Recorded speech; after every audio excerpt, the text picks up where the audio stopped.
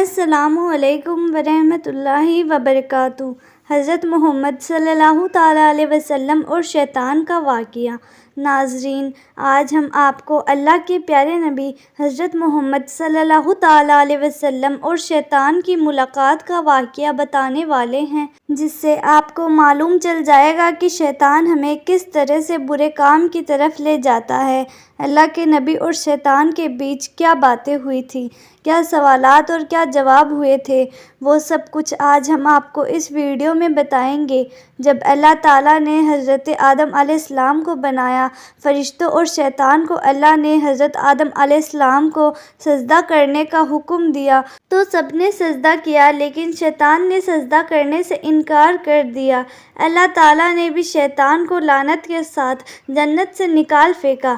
شیطان کو جنت سے نکالے جانے کی وجہ ایک انسان ہوا تو اپنے بدلے کی آگ بجھانے کے لیے شیطان نے اللہ کے بندے کو سیدھے اور نیک راستے سے ہٹانے کا کام شروع کر دیا۔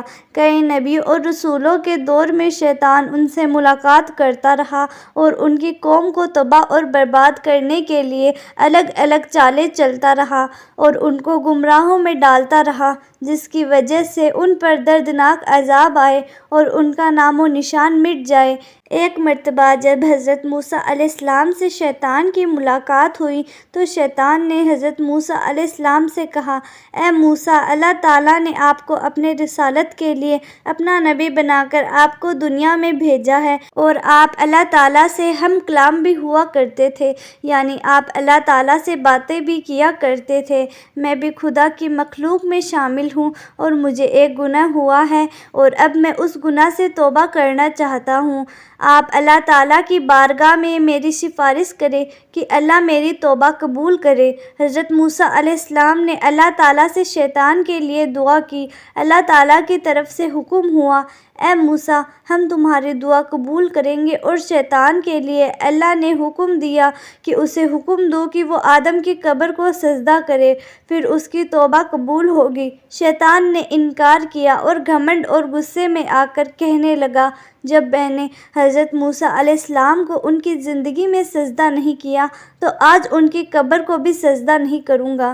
پھر شیطان نے کہا، اے موسیٰ، آپ نے اللہ تعالیٰ کی بارگاہ میں میری سفارش کی ہے، اس کے لیے تمہارا مجھ پر حق بنتا ہے۔ چلو میں تم کو کچھ راز کی باتیں بتاتا ہوں، تم مجھ کو 3 حالاتوں میں یاد کیا کرو، ایسا نہ ہو کہ میں تم کو ان 3 وقت میں برباد اور تباہ کر دوں۔ ایک تو غصے کے وقت مجھے یاد کیا کرو، کیونکہ میرا فتنہ تمہارے دل میں ہے اور میں تمہاری رگوں میں، تمہارے پوست میں خون کی طرح دوڑتا ہوں۔ دوسرا، نیک کام کرتے وقت مجھے یاد کیا کرو، کیونکہ میں انسان کے پاس اس وقت جاتا ہوں جب وہ کوئی نیک عمل کر رہا ہوتا ہے اور کام کرنے سے روکتا ہوں۔ تیسرا، غیر عورت کے پاس بیٹھنے سے بچو، کیونکہ میں اس وقت سب سے زیادہ وسوسے انسان کے دل میں ڈالتا ہوں جب وہ کسی غیر محرم کے ساتھ ہوتا ہے۔ حضرت ابن عباس رضی اللہ تعالیٰ عنہ فرماتے ہیں، حضرت محمد صلی اللہ تعالیٰ علیہ وسلم مسجد سے باہر نکلے تو وہاں شیطان کھڑا ہوا تھا۔ آپ صلی اللہ تعالیٰ علیہ وسلم نے پوچھا شیطان سے، کس چیز نے تجھے مسجد کے قریب لایا ہے؟ شیطان نے کہا، اے اللہ کے نبی، مجھے اللہ تعالیٰ نے آپ کی خدمت میں حاضر ہونے کا حکم دیا ہے۔ آپ صلی اللہ تعالیٰ علیہ وسلم نے فرمایا، اللہ تعالیٰ نے تجھے میرے یہاں کیوں بھیجا ہے؟ شیطان نے کہا، تاکہ آپ مجھ سے کچھ سوال پوچھیں۔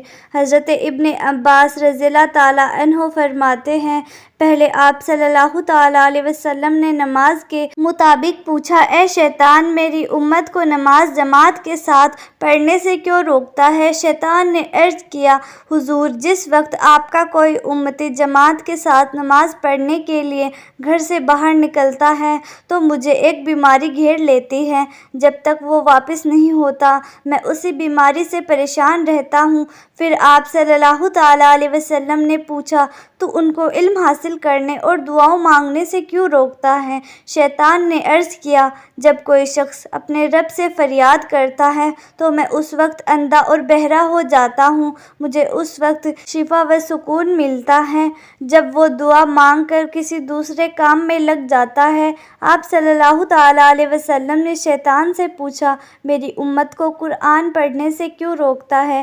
شیطان نے عرض کیا، جب وہ قرآن پاک پڑھتے ہیں تو میں آگ میں جلتا رہتا ہوں۔